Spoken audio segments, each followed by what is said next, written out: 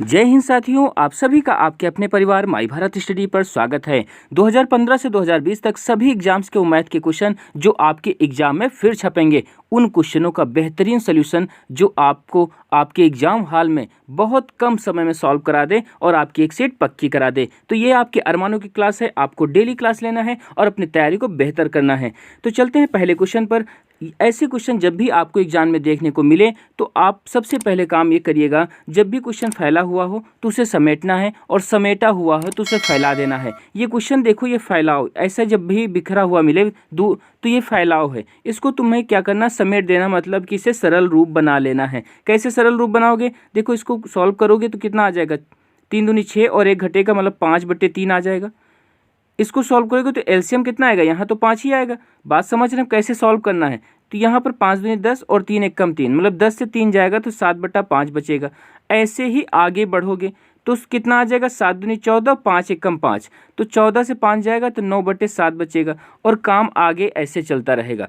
अब एक बात ध्यान से देखना, उन प्यारी नज़रों से, जो अंश में है वही अगले टर्म में हर में बैठा हुआ है। मतलब कि जो टर्म, जो डिजिट न्यूमरेटर में है वही अगले टर्म में डिनोमिनेटर में बैठा हुआ है। मतलब ये दोनों कैंसिल हो जाएंगे।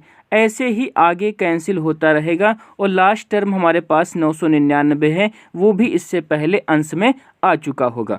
हमारे पास जो आंसर होगा वो हर में कितना बचेगा, 3 बचेगा। अब देखा जाए हमारे पास केवल 2 ही ऑप्शन है, ए और बी, जिसमें हर में 3 है। ऊपर क्या बचेगा हमारे पास, हमने कहा इनको क्रॉस करवाना है, मतलब 999 × 2 और माइनस यहाँ तो 1 ही है, तो 1 से जब करोगे तो 997 बचेगा। अब देखो तुम्हें सॉल्व नहीं करना है, बेहतरीन तरीका क्या है, इसका यूनिट डिजिट कितना आ जाएगा, 8। और ये जब घटाएगा इनसे 7 से तो यूनिट डिजिट कितना आएगा, 1। कुछ भी आए लेकिन यूनिट में क्या आएगा, 1 ही आएगा। अब देखो हमारे पास सोल्यूशन क्या होगा, केवल एक ही ऑप्शन है, एक ही जवाब है, 1001/3 और कोई ऑप्शन नहीं है।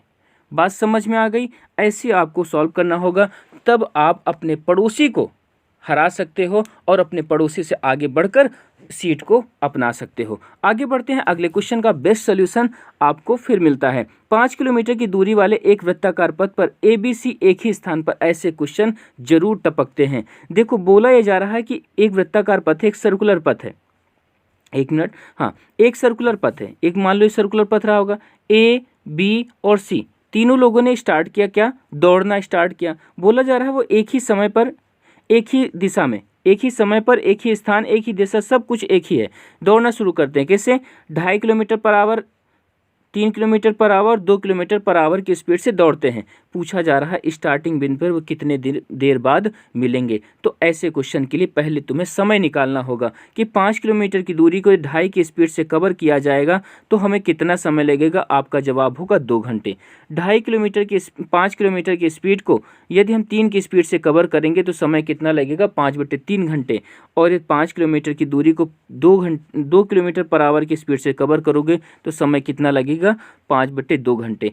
जब भी तुम्हें पास समय आ जाए तुम्हारे पास तो करना क्या होगा, इनका समय का एलसीएम ले लो। अब देखो कोई संख्या फ्रैक्शन में होती है और उनका एलसीएम कैसे लिया जाता है, जो अंश होगा उनका एलसीएम ले लो, मतलब 2, 5, 5, तो एलसीएम कितना आ जाएगा, 10 आ जाएगा। और जो हर में बैठा हुआ है, डिनोमिनेटर में बैठा है, उसका एचसीएफ लेते हैं तो हर में तो एचसीएफ 1 ही आएगा। मतलब हमारा जवाब क्या होगा, 10 घंटे लगेंगे उसे दोबारा एक साथ पुनः बिंदु पर आने में। बात क्या समझ में आई? यदि समझ में आई है और आप नए हैं तो चैनल को ज़रूर सब्सक्राइब कर लीजिएगा, क्योंकि आप इस परिवार का अंग हैं और आपके बिना परिवार अच्छा नहीं लगेगा। आगे चलते हैं अगले क्वेश्चन पर, जो बेहतरीन सोल्यूशन आपको यहाँ पर फिर मिलेगा। 15 मीटर 17 सेंटीमीटर लंबे और 9 मीटर 2 सेंटीमीटर चौड़े फर्श पर बिछाने के लिए कम से कम कितने वर्गाकार टाइलों की ज़रूरत होती है। ऐसे क्वेश्चन जरूर बनते हैं आपके एग्जाम में।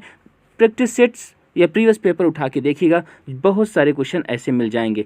आपको करना क्या है, ऐसे क्वेश्चन के लिए आज के बाद आपको दिक्कत नहीं होगी। आपको देखो दिया गया है, लंबाई है और एक चौड़ाई है एक कमरे की। हमें अंदर जो टाइलें लगानी है, एक स्क्वायर टाइल लगानी है, मतलब वर्गाकार टाइलें लगानी, जिसकी चारों साइडें बराबर हों। तो ऐसा जब भी क्वेश्चन आए तो इन दोनों का एचसीएफ ले लो। क्या ले लो, इन दोनों का एचसीएफ ले लो। इन दोनों का एचसीएफ आपको निकालने का सबसे अच्छा तरीका ये हुआ, तो 2 काम करना। पहला काम ये तुरंत आपको दिख जाए, ऐसी कोई संख्या दिख जाए जो इन दोनों को काट सके। जो इन दोनों को काट सके तो तुरंत निकाल लेना। या फिर सबसे अच्छा तरीका ये होगा, यदि समय लग रहा है, आप देख नहीं पाते हैं, प्रैक्टिस कम किए हैं, तो ज़रूर बचपन में गुरुजी ने सिखाया होगा आपको, उन गुरुजी की बातों को, उन गुरुजी के तरीकों को ज़रूर अमल कर लेना। वो भी आपकी सोल्यूशन को सॉल्व कर देंगे, आपकी क्वेश्चन को ज़रूर सॉल्व कर देंगे। बात समझ में आ गई? तो आपको ऐसे कर लेना है। बाकी हमने देखो, ऐसे देखा जाए तो 902 है, हमने देखा क्या 902 41 से कट जाता है, 41 दूना 82 और 41 8 बचेगा, 41 दूना 82 ये कटेगा और ये भी 41 से कट जाएगा। ठीक, 41 से जब कट जा रहा है, इसका मतलब जो स्क्वायर होगा उसकी साइड कितनी होगी, 41 और 41। हमें इस एरिया में टाइल्स लगानी थी, इसका मतलब टाइल्स का जो एरिया होना चाहिए, स्क्वायर का एरिया कितना होता है, 41 गुणे 41। एक टाइल है, कितनी टाइलें लगेंगी हमें नहीं पता, लेकिन जो टाइल लगेंगी उसका एरिया जो होगा वो भैया कमरे के एरिया के बराबर ही तो होगा। ऐसा तो है नहीं तुम पड़ोसी के घर तक लगा दोगे, जितना बड़ा कमरा होगा उतना ही तो लगाओगे। आगे फिर इसको काट लेते हैं, आ जाएगा कितना, 41 दूना 82 और 41 दूना 82। अब देखो आपको ये भी सॉल्व करने की ज़रूरत नहीं पड़ेगी। आप यदि प्रैक्टिस कर रहे हैं तो देखो 22 है, 22 का मतलब 11 होता है, 22 का मतलब समझो 11, या फिर ऐसे समझो 22 है तो वही आंसर होगा जो इवन संख्या से कट रही होगी, मतलब 2 से कट रहा होगा। देखो ये तो होगा नहीं, इसका मतलब या तो ये या तो ये और या तो ये। अब आगे भी देखा जाए 22 जो है 11 के मल्टीपल में आता है, इसका मतलब हम 11 का मल्टीपल चेक कर लें। तो देखो 11 से काटोगे तो कितना आ जाए, 11 से 77, 77 7 नहीं कटेगा। इधर देखा जाए 11 से 77 5 नहीं कटेगा, एक ही ऑप्शन बचा है और कोई हो ही नहीं सकता। मतलब 11 से 77 4 बचा, 11 चौक 44, मतलब कि नंबर ऑफ टाइलों की संख्या क्या होगी, 814। मतलब कि आपको सॉल्व करने की ज़रूरत नहीं पड़ेगी। बताओ मज़ा आई, ये समझ में आया? तो अब भी आप अपने विचारों को व्यक्त कर सकते हैं कमेंट बॉक्स में। अगला क्वेश्चन मोस्ट इंपॉर्टेंट है, दो संख्याओं का एचसीएफ वह गुणनफल क्रमशः 15 और 6300, मतलब कि एक संख्या और दूसरी संख्या का जो प्रोडक्ट दिया गया है, जो गुणनफल दिया गया है वो 6300 प्रोडक्ट है। बोला गया एचसीएफ 15 है, इसका मतलब जो संख्याएं हमारे पास होंगी वो 15A और 15B होगा। संख्याएं क्या होंगी, 15A और 15B होंगी, और इनका प्रोडक्ट ही कितना है, 6300 है। सॉल्व कर लेते हैं, 15 चौको 60, बचा कितना 2, 3 बचा, 15 दूना 30। आगे देखा जाए इसको फिर सॉल्व करोगे तो हमारे पास बचेगा, कटेगा 15 दूना 30, 12 बचेगा और 15 अट्ठे 120, मतलब A इंटू बी बराबर हो जाएगा 28। बोला जा रहा है कितने संभावित पेयर बनेंगे। मोस्ट इंपॉर्टेंट क्वेश्चन है, ऐसे क्वेश्चन आपके हर एग्जाम में देखने को मिलते हैं। तो A इंटू बी बराबर 28। अब 28 के हमें देखना है ऐसे कितने पेयर बन सकते हैं, ऐसी कितनी संभावनाएं हो सकती हैं कि दो नंबर्स का प्रोडक्ट, दो नंबर्स का गुणनफल 28 बन जाए। तो आपके दिमाग में आया होगा सर 1 7 4 होगा, आपके दिमाग में आया होगा सर 1 और 28 होगा, और आपके दिमाग में आया होगा सर 1 14 और 2 होगा। बोला जा रहा है कितने नंबर ऑफ पेयर बनेंगे। नंबर ऑफ पेयर उन्हीं को काउंट करते हैं जो को प्राइम हो। को प्राइम का मतलब है ये आपस में जो संख्याएं बने वो आपस में कोई रिलेशन ना बनाए, मतलब आपस में कटने पिटने पर उतारू ना हो जाए। समझ में आ गई बात? मतलब कि ये 7 4 आपस में एक दूसरे से संबंध नहीं रखती है। 1 28 जो होगी ये एक प्रकार का को प्राइम फैक्टर है। ठीक, तो आपको ये मतलब कि हमारे पास नंबर ऑफ पेयर कितने होंगे, 2 हो जाएंगे। नंबर ऑफ पेयर कितने, 2 हो जाएंगे। यही आपके क्वेश्चन का जवाब होगा।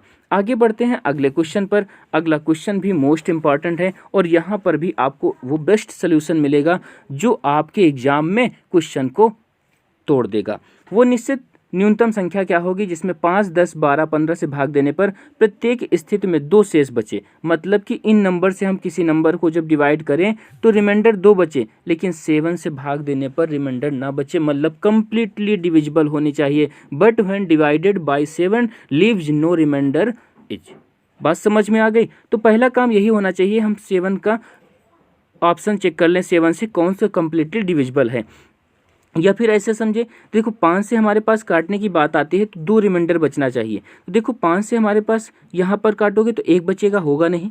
इधर देखा जाए 5 से पूरा पूरा कट जाएगा, ये होगा नहीं। और यहाँ देखा जाए तो 4 बचेगा, नहीं मानते हो? देखो 5 से 15, 3 बचेगा 39 और 5 से 35, 35 4 बचेगा, मतलब ऑप्शन यही होना चाहिए। तो देखो 7 से इसको चेक कर लो, 7 दूनी 14 और 6 कितना बचा, 4 बचा और 7 छंग 42, मतलब ऑप्शन क्या होगा, बी नंबर का ऑप्शन होगा 182 ऑप्शन हो जाएगा। बात समझ में आ गई। अगले क्वेश्चन पे चलते हैं। अगला क्वेश्चन मोस्ट इंपॉर्टेंट होगा। 1 मिनट आपको ये तरीका भी बता देते हैं कैसे करना होगा। आप करना इसको 5, 10, 12 जो संख्याएं दी गई हैं इनका एलसीएम ले लेना, इनके एलसीएम के साथ में एक वेरिएबल लेना और +2 करना, और ये नंबर जो होना चाहिए पूरा नंबर 7 से डिविजिबल होना चाहिए। तुम ऐसे चेक कर सकते हो बेसिक से, लेकिन हमारा सुझाव यही है और हमारा प्रयास यही है कि आप अपने एग्जाम हॉल में अपने पड़ोसी से जल्दी क्वेश्चन कर ले जाएं, इसलिए आपको पहला वाला तरीका ही अपनाना होगा एग्जाम हॉल में। अगले क्वेश्चन पे चलते हैं। अगला क्वेश्चन भी आपके लिए मोस्ट इंपॉर्टेंट है। आज वही क्वेश्चन लाए गए हैं जो आपके एग्जाम में फंसने की या छपने की दोबारा संभावना रखते हैं। मोहन ने अंकित मूल्य पर 20% की छूट पर एक बैग खरीदा, मतलब कि कहना क्या चाहता है, एमआरपी 100 रही होगी तो 80 पर बैग खरीदा गया। उसने उसे खरीद मूल्य पर 40% के लाभ पर बेच दिया, मतलब कि जितने में खरीदा था छूट पर खरीदा और 40% प्रॉफिट बेच दिया, मतलब 80 का उन्होंने 40% गेन किया। 80 का 40% कितना होगा आप समझ रहे होंगे ना, 32 ही तो केवल होगा, 32 होगा। इसका मतलब इसमें जोड़ दोगे तो 112 हो जाएगा।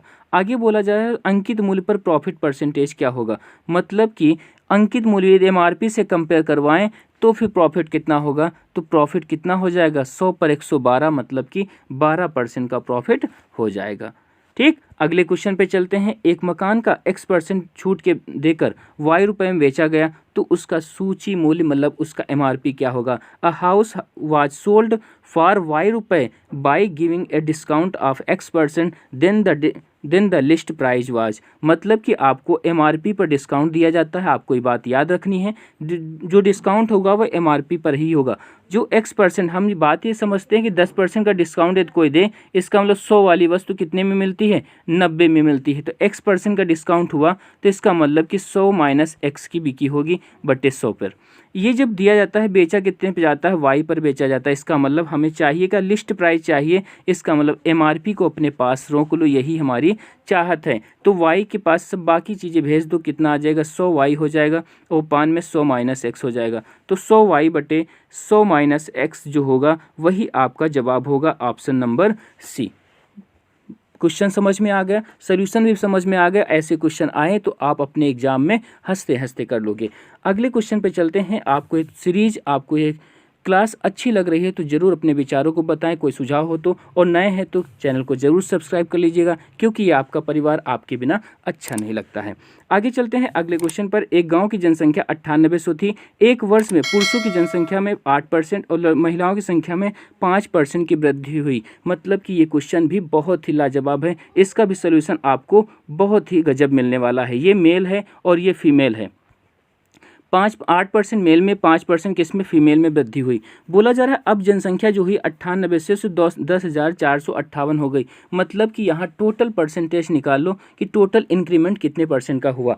तो देख लेते हैं 9800 से हमारे पास कितनी हो गई 458, 10,458, मतलब कितनी बढ़ गई 658 बढ़ गई। बात समझ में, 200 बढ़ेगा तो 10,000 हो गया और 458 और तो 658 बढ़ गई और कितने में बढ़ गई 9800 में बढ़ गई।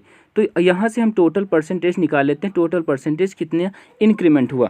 आगे हम सॉल्व कर लेते हैं। देखो 7 से इसको काट दें तो 7 9 63 और 2 बचा 7 चौक 28। 7 से इसको काट दे तो 14 बार में कट जाएगा। 2 से और काट दे, 2 7 14 और यहाँ से काट दिया जाए तो हमारे पास आ जाएगा 47/7, मतलब हम यही रख सकते हैं 47/7% का टोटल इंक्रीमेंट हुआ।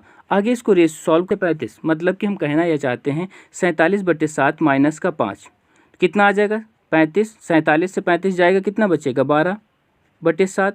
और यही चीज़ आगे इनके साथ जब करोगे 8 माइनस 47/7, मतलब कि 7 56, 56 से 47 जाएगा तो कितना बचेगा 9 बचेगा, 9/7। तो रेशियो जो बन जाएगा कितना बन जाएगा 12:9, मतलब कि 3 चौक 12 और 3 तिलक का 9, मतलब 4:3 का रेशियो बन जाएगा।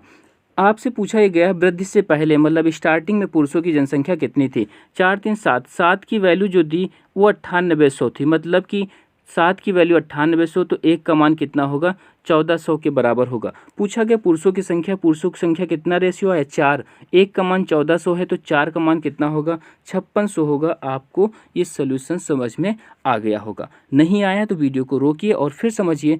फिर भी आपको समझ में ना आए तो कमेंट बॉक्स में करिएगा, हम आपको ये क्वेश्चन फिर समझा देंगे। अगले क्वेश्चन पे चलते हैं। पी क्यू आर एक समबाहु त्रिभुज है। एक समबाहु इक्विलेटरल ट्रायंगल है, कौन सा? पी क्यू और आर, जिसकी भुजा 10 सेंटीमीटर। इक्विलेटरल ट्रायंगल है तो इसके सभी साइड जो होंगी बराबर होंगी। त्रिभुज पी क्यू आर की अंतः त्रिज्या का मान क्या होगा? मतलब कि इन सेंटर की रेडियस पूछी गई है। क्या पूछा जा रहा है? इन सेंटर की रेडियस क्या होगी? इन सेंटर की रेडियस पूछा जाए या सरकम सर्किल की रेडियस पूछी जाए, ये सभी क्वेश्चन आपके यहाँ से आज के बाद दिक्कत नहीं करेंगे। जब भी इक्विलेटरल ट्रायंगल की इन सेंटर की बात कही जाए तो इन सेंटर की बात कही जाए तो क्या होगा? a/2√3, a/2√3 मतलब कि 10 आ जाएगा और 2√3, तो ये कट जाएगा 5/√3, तो आंसर आपका हो जाएगा 5/√3। लेकिन आगे आपके एग्जाम में सरकम सर्किल भी आ सकता है, तो r बराबर जब भी कहा जाए, सरकम सर्किल का मतलब होता है परिवृत्त की त्रिज्या पूछा जाए। परिवृत्त का मतलब होता है a/√3, मतलब कि 10/√3 ये परिवृत्त की त्रिज्या होगी और इन सर्किल की त्रिज्या जो होगी 5/√3 होगी। बात समझ में आ गई? अब आपके एग्जाम में चाहे इन सर्किल पूछा जाए चाहे सरकम सर्किल पूछा जाए, दोनों आपके पास जवाब हैं। आगे चलते हैं। अगला क्वेश्चन है। एक त्रिभुज जिसकी भुजाएं 6, 8, 10 सेंटीमीटर हैं। इसका मतलब आपको एक बात पता होगी, राइट एंगल ट्रायंगल जो बनाता है वो ट्रिपलेट 3, 4, 5 का बनाता है। देखो यहाँ दिया गया 6, 8, 10, क्या 3, 4, 5 ही है? इसका ही डबल कर दिया गया। इसका मतलब ये क्या होगा? राइट एंगल ट्रायंगल होगा। 6, 8 और 10। आगे बोला गया परिवृत्त का क्षेत्रफल क्या होगा? इसका मतलब आपको ज़रूरत क्या है? परिवृत्त की त्रिज्या की। परिवृत्त की त्रिज्या राइट एंगल ट्रायंगल में क्या होती है? परिवृत्त का मतलब सरकम सर्किल, है ना? तो सरकम सर्किल की रेडियस क्या होती है? हाइपोटेनस का आधा होती है, मतलब कर्ण का आधा होती है। तो कितनी हो जाएगी त्रिज्या? 5। जब त्रिज्या मिल गई तो सर्किल की एरिया कितना हो जाता है? सर्किल का πr², मतलब 22/7 और इंटू 5 × 5, मतलब 22 पंचे 110 और 110 × 5 सिर्फ करोगे तो 550/7, मतलब ऑप्शन नंबर कितना आ जाएगा?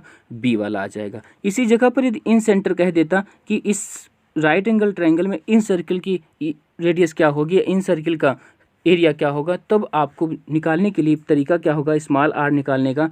दोनों छोटी भुजाओं का सम, याद रखिएगा, दोनों छोटी भुजाओं का सम माइनस बड़ी भुजा।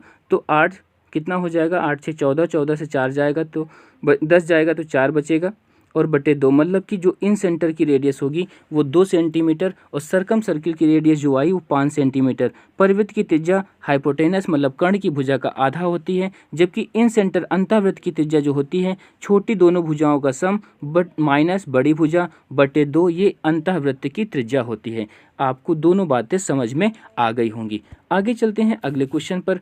अगला क्वेश्चन भी आपके लिए मोस्ट इंपॉर्टेंट है।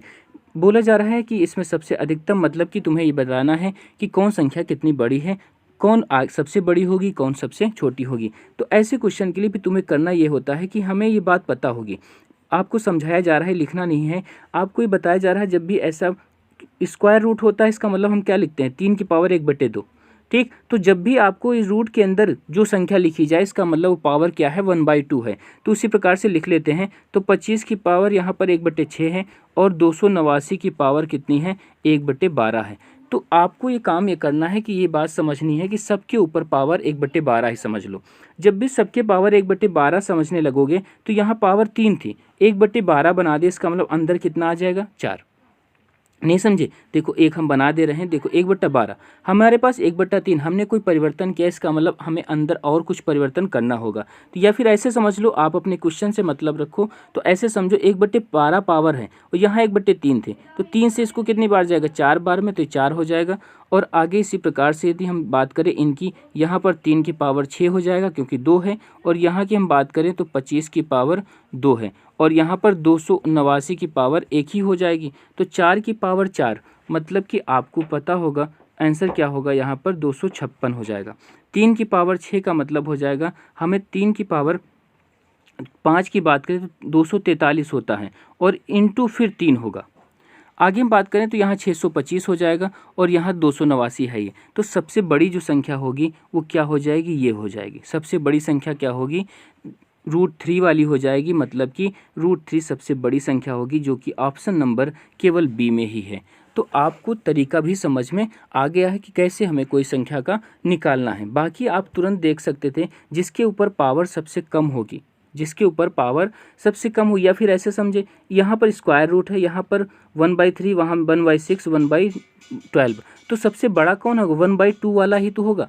बात ऐसे भी समझ सकते थे। पावर पे हम ध्यान देना है तो सबसे बड़ी एक ही ऑप्शन दिखाई भी दे रहा है, तो सबसे बड़ा क्या हो जाएगा? बी वाला हो जाएगा। अगला क्वेश्चन देखो, x बराबर इतना दिया गया है, तो इसकी वैल्यू को हम रख लेते हैं। x बराबर 1 + √2 और प्लस √3 प्लस 1/x के पास रखोगे तो 1 + √2 और प्लस का √3 और माइनस का 1, तो ये 1 तो कैंसिल हो जाएगा। हमारे पास बचेगा 1 + √2 और प्लस 1 √3। जब भी रूट नीचे आए तो होता क्या है, इसकी रेसिप्रोकल से या इसकी संयुग्मी से गुणा करके नीचे का रूट हमेशा ख़त्म करने का प्रयास किया जाता है। तो इनकी संयुग्मी से गुणा करने का मतलब हुआ इनके बीच का जो साइन है इसे हम माइनस में बदल देंगे और ऊपर नीचे गुणा करवा दो, तो ये √3 - √2 होगा। नीचे क्या है? √3 + √2 तो पहले से ही था, और एक दूसरे ब्रैकेट में जब गुणा करवाया हो तो कितना आ जाएगा? √3 - 2 आ जाएगा। तो देखो a + b और a - b मतलब a² - b²। √3 का स्क्वायर 3 ही होगा, √2 का स्क्वायर 2 ही होगा, दोनों माइनस करोगे तो 1 आ जाएगा, नीचे तो 1 आ जाएगा। ऊपर देख लेते हैं तो √3 2 से √2 कट जाएगा, हमारे पास आ कितना जाएगा? 1 + 2 √3, जो कि ऑप्शन नंबर बी है। ऐसे क्वेश्चन भी आपके एग्जाम में देखने को मिलते हैं, तो आपको ऐसे सॉल्व करना है। अगला क्वेश्चन भी मोस्ट इंपॉर्टेंट है, क्वेश्चन आया हुआ है और फिर आने की प्रबल संभावना रखता है। देखो इसको एलसीएम ले लेते हैं, तो एलसीएम हमारे पास कितना आ जाएगा? XY आ जाएगा। ऊपर कितना आ जाएगा? x² और प्लस का y² बराबर किसके? 1 के। तो x² + y² और ये xy को उधर भेजोगे और तो कितना हो जाएगा? माइनस का xy आ जाएगा और बराबर किसके? 0 के। हमें पता है x³ + y³ बराबर होता क्या है? एक ब्रैकेट में x + y और दूसरे ब्रैकेट में x² + y² माइनस का xy होता है। देखो क्या यही वाला है? मिल रहा है, यही वाला ब्रैकेट तो है ये। कितना दे रहा है? 0। जब 0 हो गया तो उसके बगल में चाहे जितना बड़ा बैठा हो वो क्या होगा? वो 0 ही हो जाएगा, मतलब कि ऑप्शन नंबर ए हो जाएगा। बात ये भी आपको क्लियर समझ में आ गई होगी। यदि आपको ये क्वेश्चन, आपको ये क्लास, आपको ये सीरीज अच्छी लग रही है तो ज़रूर अपने सुझावों को बताएं, अपने विचारों को दें, और नए हैं तो चैनल को सब्सक्राइब कर लेना, क्योंकि आपका परिवार आपके बिना अधूरा है।